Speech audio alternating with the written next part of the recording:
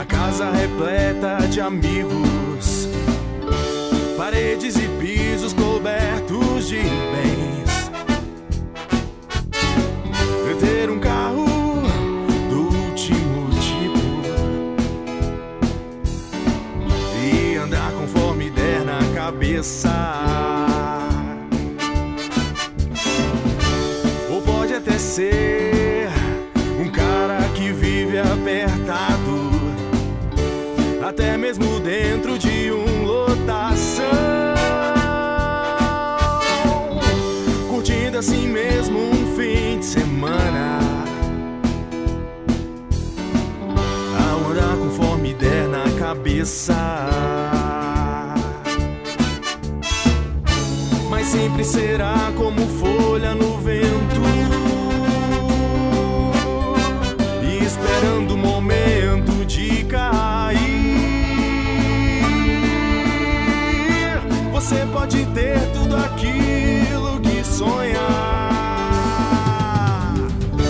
mas nunca terá a paz que existe lá dentro, que não se encontra pra poder comprar. Porque essa paz só tem a pessoa que se encontra com Cristo. Mas sempre será como folha no vento, esperando o momento de cair. Você pode ter tudo aquilo que sonha, mas nunca terá a paz que existe lá dentro, que não se encontra pra poder comprar. Porque essa paz só tem a pessoa que se encontra com Cristo.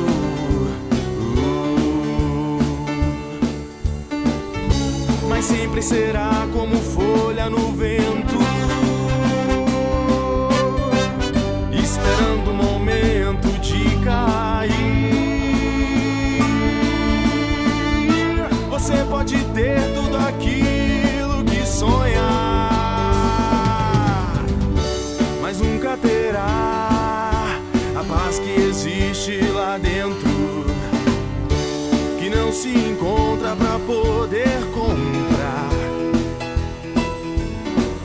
Porque essa paz só tem a pessoa que se encontra com Cristo,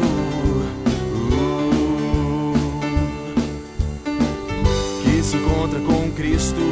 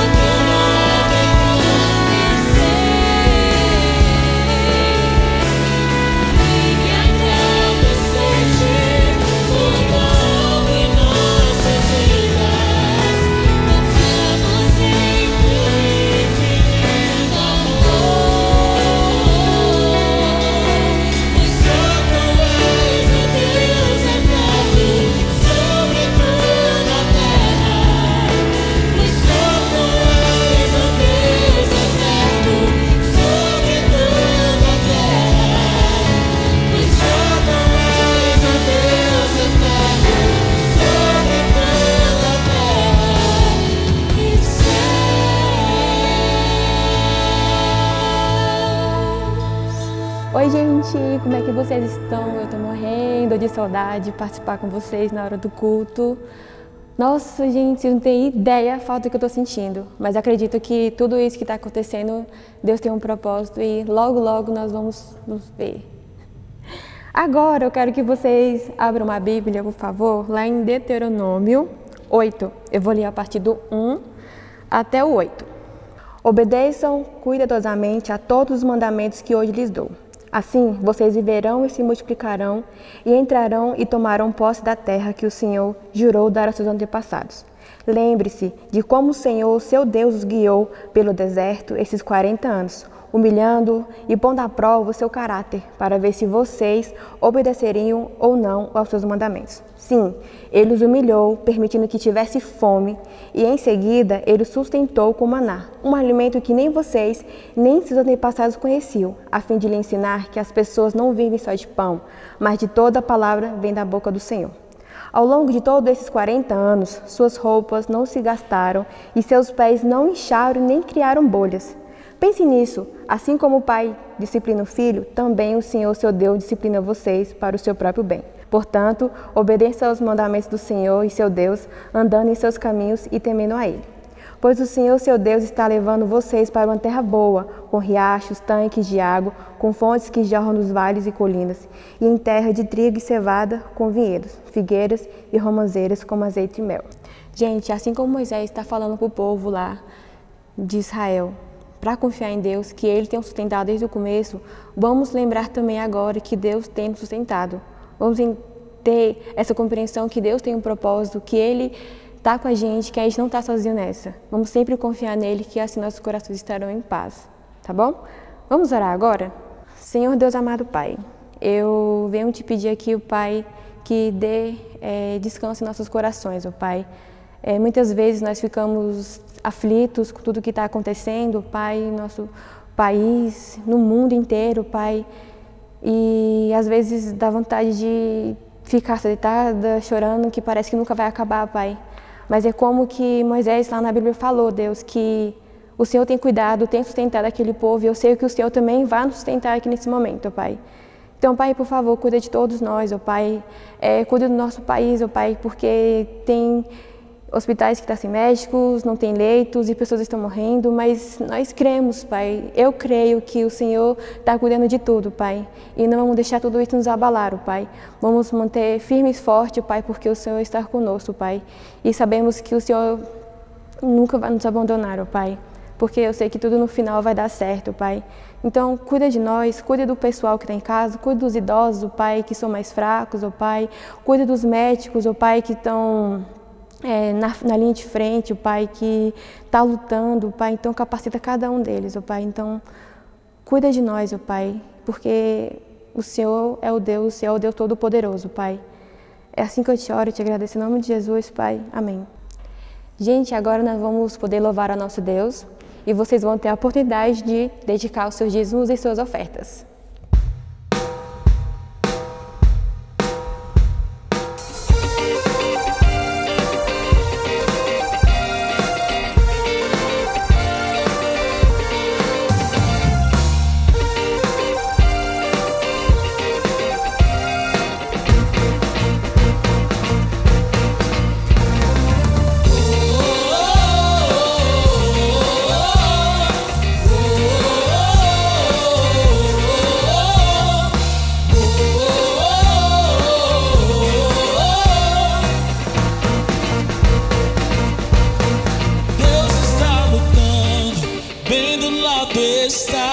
Ele superou-se, ele já venceu.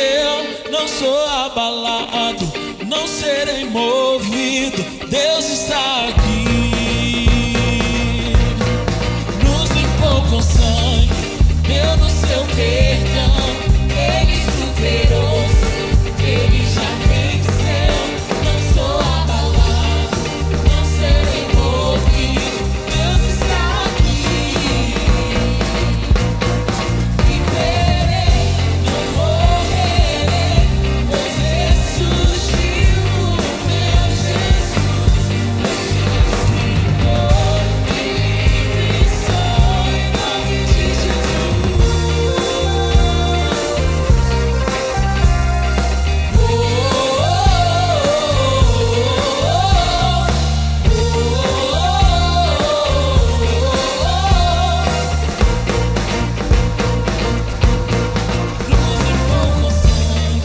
Deu no seu perdão, ele superou-se, ele já venceu. Não sou abalado, não serei movido. Deus está aqui. Viverei, não morrerei, pois ressuscitou o meu Jesus.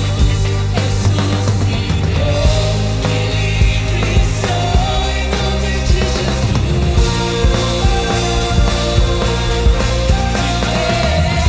não morrerei, vou declarar e te exaltar. Se revelou, firmado estou em nome de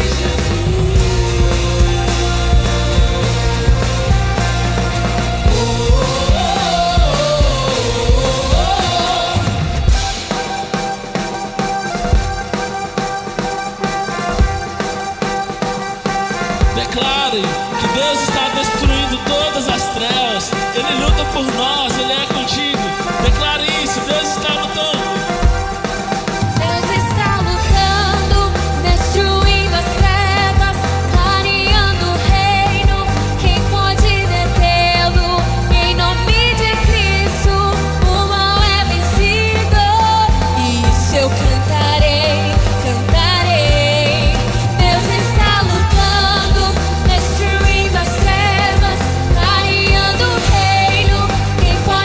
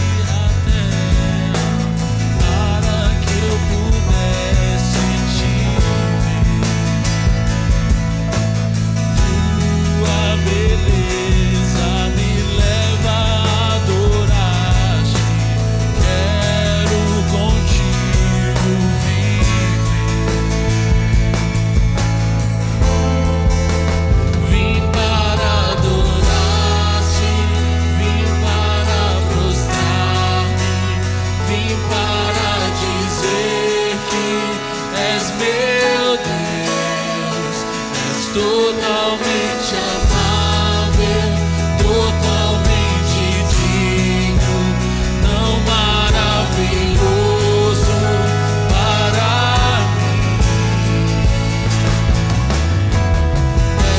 Eterno Rei, exaltado nas alturas, glorioso nos céus. Humilde vieste à terra que criaste, por amor pobre se fez. Vim para adorar-te, vim para prostrar-me, vim para dizer que és meu Deus. És totalmente amável, totalmente digno, tão maravilhoso para mim.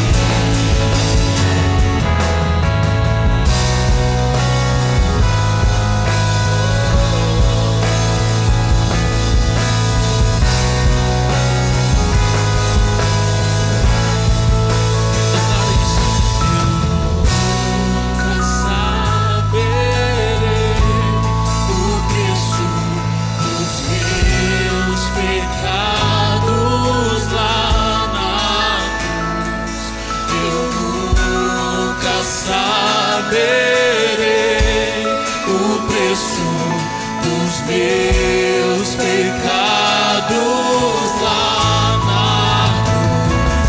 Eu nunca saberei o preço dos meus pecados lá na cruz.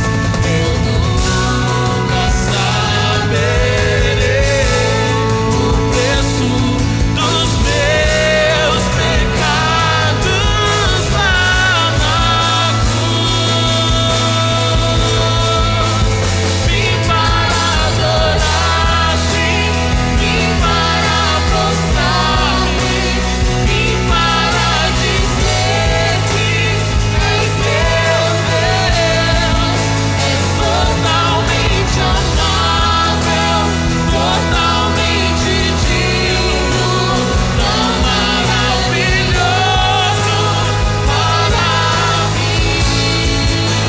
Vim para adorar-te, vim para prostrar-me, vim para dizer que és meu Deus. És totalmente amável, totalmente digno, tão maravilhoso para mim.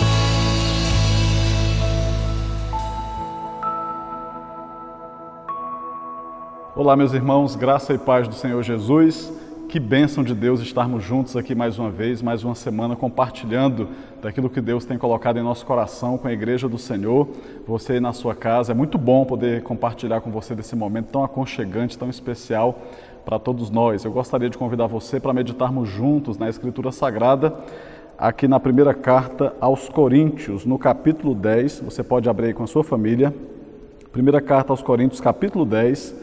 E nós leremos apenas um versículo, o versículo 12. Primeira carta aos Coríntios, capítulo 10, versículo 12, e nos diz assim a palavra do Senhor. Aquele, pois, que julga estar firme, cuide-se para que não caia.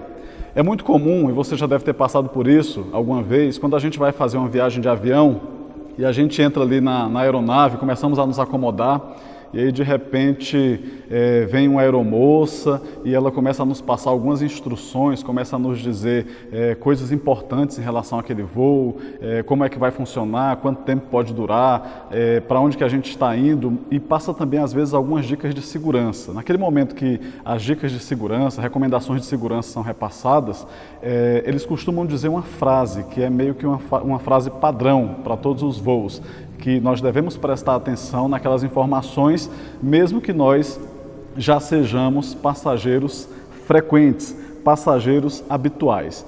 Por que que isso é tão importante? Porque a gente luta, mesmo sem perceber muitas vezes, com o perigo da autoconfiança.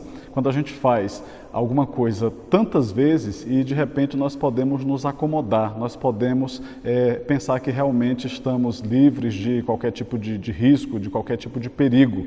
Então já ouvimos tantas vezes dentro de um avião a aeromoça passar aquelas orientações de segurança e tantas vezes a gente começou um voo e terminou e tudo foi tão bem, transcorreu em paz, com segurança, tranquilidade, que imaginamos que isso também vai acontecer naquele voo e não pensamos que ali podemos estar diante realmente de uma situação completamente inusitada, em que aquelas orientações poderão valer ouro. Tudo isso vale também, não tenha dúvida, para a nossa vida espiritual, para a nossa jornada de peregrinação da fé aqui nessa terra. Não se esqueça disso. A autoconfiança é um grande perigo a que nós estamos expostos todos os dias da nossa vida, porque exatamente no momento da autoconfiança, exatamente ali quando nós nos consideramos mais fortes e imbatíveis, é que nós estamos, sem sombra de dúvida nenhuma, mais vulneráveis. Eu e você precisamos entender que nós não estamos completamente seguros, nós não estamos isentos, por exemplo, das tentações. Então, nós estamos diariamente expostos a riscos reais de tombarmos na nossa caminhada da fé. Por isso, devemos ter atenção redobrada. O mesmo apóstolo Paulo, que escreveu o texto que nós lemos na abertura dessa mensagem, também escreveu a segunda carta aos Coríntios e no capítulo 11, no versículo 3, ele faz o seguinte alerta: eu temo que assim como a serpente enganou a Eva, engane a vós também. A serpente enganou a Eva exatamente inoculando, injetando dentro do coração dela mentiras. O sentimento da autossuficiência, de que ela realmente poderia dar garantias ao seu coração, de que aquela decisão era acertada, de que não haveria risco algum e de que tudo poderia terminar bem. Então, a serpente injetou, inoculou no coração de Eva autoconfiança, independência, sensação de que tudo estava sob o seu controle, e a gente sabe, por conhecermos a história, que tudo aquilo não passou de uma grande ilusão. A serpente vendeu uma mentira a Eva e ela a comprou. Tenha muito cuidado com isso. Você pode chegar mesmo a imaginar, mas eu já sou um crente, eu sou uma crente experiente, eu já tenho tanto tempo de caminhada com Cristo, eu já estou nessa jornada da fé cristã há tanto tempo, eu já fui de tudo um pouco dentro da igreja, já participei de classes de EBD, eu já participei de ministérios, eu já até ministrei em áreas específicas, eu já li a Bíblia 30 vezes, 10, 20, 40, 50 vezes. Só no ano passado, de 2019, eu fiz mais de 2.000 orações. Você pode ter tudo isso como algo para se orgulhar, você pode até às vezes se envaidecer, mas saiba que isso não lhe dá garantias em relação à sua segurança espiritual se você não considerar o seu estado de vulnerabilidade. Todos nós estamos sujeitos a isso. Então, o fato de nós termos participado, por exemplo, em 2020, de mais de 70 cultos, não faz com que, a partir desse momento, nós possamos dizer: já tenho uma reserva espiritual que me garante chegar até dezembro sem precisar cultuar, sem precisar adorar a Deus, sem precisar me dedicar no altar da adoração ao nosso Redentor, porque eu já tenho uma boa reserva, já tenho um bom estoque espiritual. É aí que mora o grande perigo por causa do engano. Basta você fazer um raciocínio muito simples, quase infantil. Basta você pensar, por exemplo, neste ano, quantas refeições você já fez. Já se passaram em 2020 cerca de 100 dias aproximadamente. Você pode pensar 3 refeições ao longo de mais de 100 dias, nós temos cerca de 300 refeições, né? Então, aproximadamente. E agora experimente ficar uma semana, por exemplo, sem comer, uma semana sem você tomar água, e você vai ver o que acontecerá. O seu corpo não vai resistir, o seu corpo não vai suportar. Assim também acontece com a nossa vida espiritual. As reservas que nós temos, aquilo que nós acumulamos ao longo da nossa caminhada, foram extremamente fundamentais para nos trazer até aqui. Mas é óbvio que daqui para frente nós precisaremos continuar aumentando as reservas do nosso estoque. para nunca passarmos nenhum tipo de necessidade, para não andarmos com tanque vazio e nem chegarmos ao ponto do colapso. Assim funciona com o corpo, assim funciona também com a nossa alma. Por isso, o alerta do apóstolo Paulo: aquele que julga estar firme, cuide-se para que não caia. Também temos um alerta, uma séria advertência do autor da carta aos Hebreus. Ele faz para a gente a seguinte orientação, Hebreus 3, 12 e 13. Cuidado, irmãos, diz ele, para que nenhum de vocês tenha um coração perverso e incrédulo que se afaste do Deus vivo. Pelo contrário, encorajem-se uns aos outros todos os dias durante o tempo que se chama hoje, de modo que nenhum de vocês seja endurecido pelo engano do pecado. Não espere chegar ao fundo do poço para você acreditar que o poço tem um fim, que ele tem um fundo. Não espere a frieza espiritual tomar conta do seu coração para que você finalmente acredite que isso é possível acontecer. Não espere a incredulidade consumir a sua alma e nem espere a tragédia te alcançar. Muita gente, por duvidar que existe um deserto espiritual, tem entrado nele e muitas vezes elas sabem como entram, mas não sabem como sairão. E nós não precisamos pagar para ver, nem arriscar a tal ponto, porque isso com certeza pode expor nossa alma a desgastes terrivelmente desnecessários e em muitos casos, muitas vezes, desgastes irreversíveis. Você pode ter experimentado, por exemplo, uma cachoeira de poder de Deus na sua alma, mas de repente ter entrado para um deserto espiritual. Muitas vezes isso acontece por causa da nossa negligência com os alertas que nos são dados pela Escritura Sagrada. Em uma das cartas às igrejas da Ásia, lá no Apocalipse, a carta à igreja em Éfeso, Deus escreveu, Apocalipse 2, 4, 5, contra você, porém, tenho isto, você abandonou o seu primeiro amor. Lembre-se de onde você caiu, arrependa-se e pratique as obras que você praticava no princípio. Se você não arrepender, virei a você e tirarei o seu candelabro do seu lugar. Que orientação de Deus para os nossos corações. Uma grande tragédia tem acontecido e tem se espalhado pelo mundo afora, em muitas igrejas e no coração de muitas pessoas. Mortos espirituais tentando dar vida para outras pessoas. Gente sem experiência com Deus, tentando conduzir a outros no bendito caminho da redenção e da salvação. Isso é uma verdadeira tragédia, porque muitas dessas pessoas estão vivendo uma verdadeira fantasia, uma hipocrisia espiritual. Temos um exemplo bíblico que é o de Pedro. A palavra do Senhor nos diz em Lucas 22, de 31 a 34, nos descreve Pedro como um homem afoito, um homem empolgado. A gente sabe por tudo que a Bíblia nos relata sobre Pedro que ele queria se meter em absolutamente todas, era alguém profundamente ativista, mas Jesus sabia o que estava no seu coração. Jesus sabia aquilo que era da boca para fora, aquilo que não passava de euforia, de adrenalina, de emoção. Jesus conseguia discernir muito bem que toda aquela movimentação era um tipo de tentativa de disfarçar a sequidão espiritual na qual ele estava naqueles momentos específicos em que Jesus pôde ter contato com ele. Então, aquilo que Jesus pôde detectar foi um verdadeiro desajuste no relacionamento de Pedro em relação a Deus. Só que um dia a casa caiu e o próprio Senhor Jesus foi quem fez com que aquela casa de fantasia desmoronasse. Então, Lucas 22, 31 a 34, nos descreve: Pedro, eis que Satanás, disse Jesus, vos pediu para vos cirandar como trigo, mas eu roguei por ti, para que a tua fé não desfaleça. E tu, quando te converteres, fortalece teus irmãos. Respondeu-lhe Pedro: Senhor, eu estou pronto para ir contigo, tanto para a prisão como para a morte.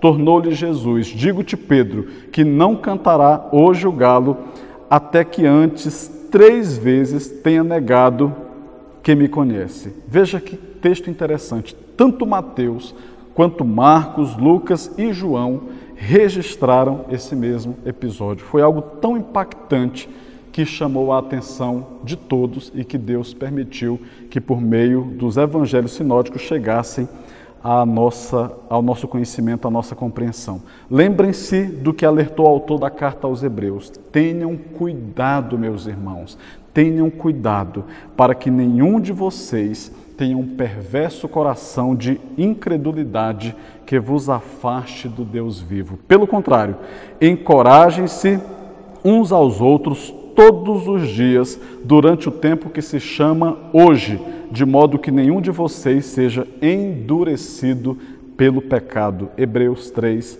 12 e 13.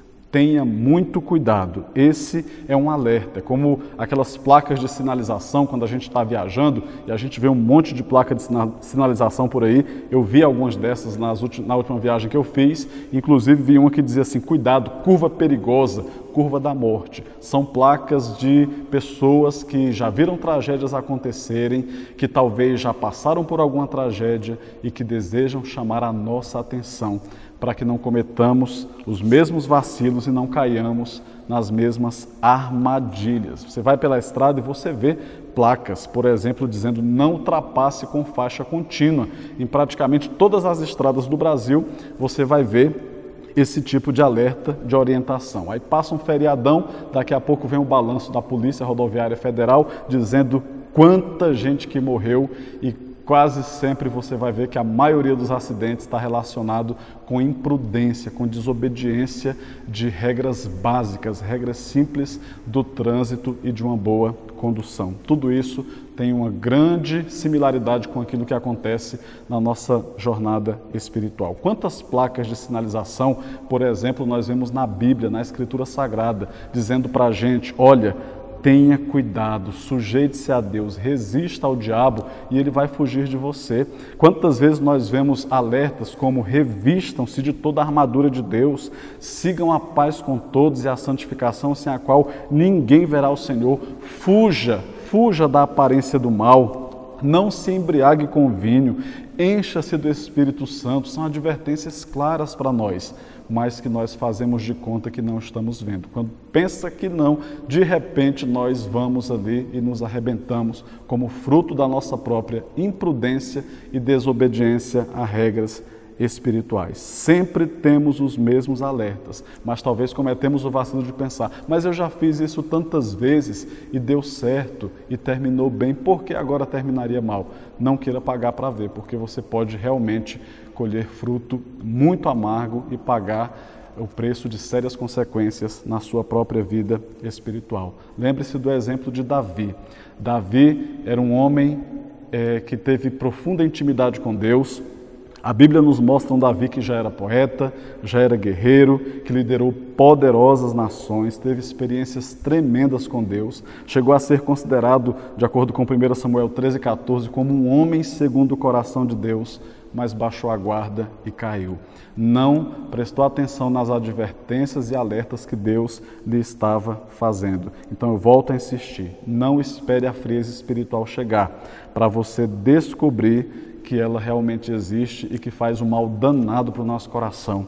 Não espere chegar no fundo do poço para você acreditar que ele tem um fundo e nem espere a frieza tomar conta do seu coração e a incredulidade devorar a sua fé, mas que você possa realmente ter experiências reais com Deus, fruto dessa obediência. Deus está dando a cada um de nós a oportunidade de, nesse momento, durante essa crise de pandemia, reavaliarmos a nossa experiência pessoal com Deus, que você possa meditar em tudo aquilo que Deus lhe tem concedido. A gente reclamava de falta de oportunidade, de lermos a Bíblia, de tempo para orarmos, para meditarmos com a família, para termos um momento devocional dentro da nossa casa, e Deus está nos mostrando que não era por falta de tempo. Então aproveite essa oportunidade que Deus está concedendo a mim, que Ele está concedendo também a você, e viva uma verdadeira revolução espiritual dentro da sua casa. Que Deus nos abençoe, em nome do Senhor Jesus. Amém.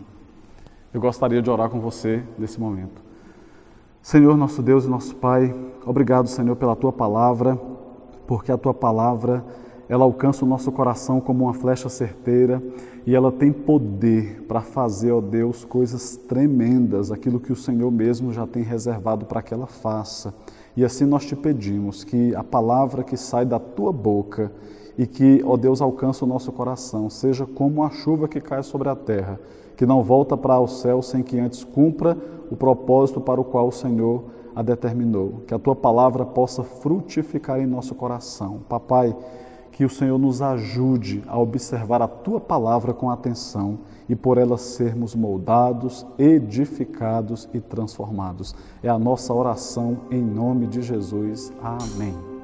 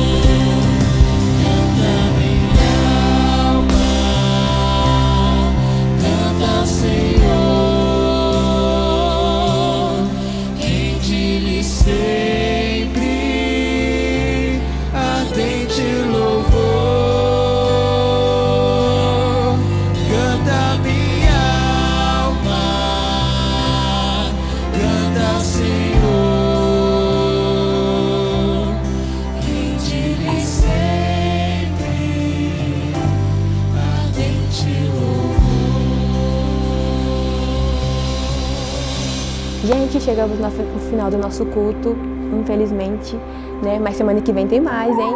E eu quero que vocês compartilhem nas redes sociais, tá bom? Nossa igreja, o culto. E, gente, não esqueça, por favor, de passar álcool em gel na mão, de usar máscara, tá bom? Se cuidem, por favor, tá? E que Deus abençoe vocês. Beijo.